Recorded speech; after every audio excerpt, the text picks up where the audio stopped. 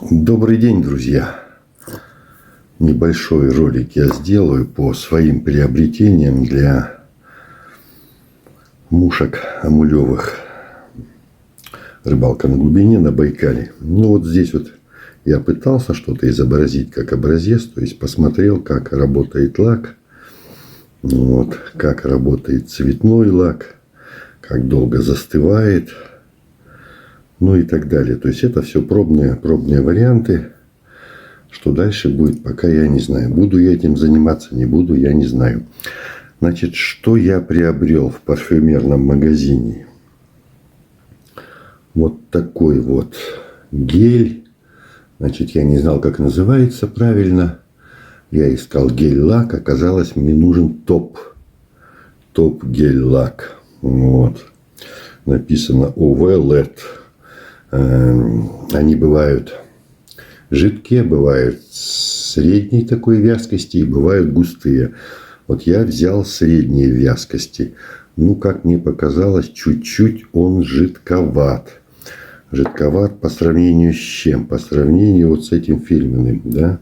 Этот у меня давно, очень давно, но уже, наверное, лет 5. Вот этот густой. И он застывает в лучах фонарика почти мгновенно, там, буквально там 5-10 секунд. В отличие от этого, этот надо держать долго. Особенно если капля большая, да, слой большой. Если небольшим слоем делать покрытие, то тогда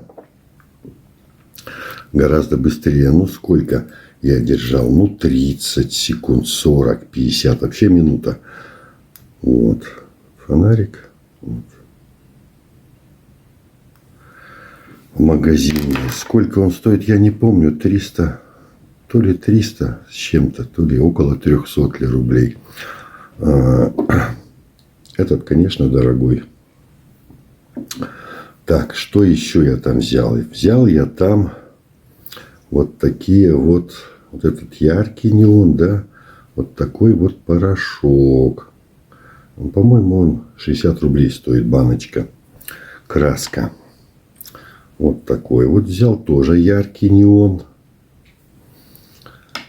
И взял вот такой цвет. И вот такой цвет. Ну, я думаю, что для начала хватит. Что я делал?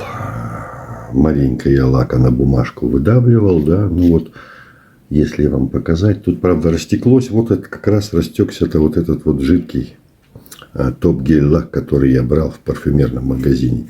Вот такой вот цвет. Эту капельку лака выдавил. И потом туда чуть-чуть порошочка. И размешать. И получится...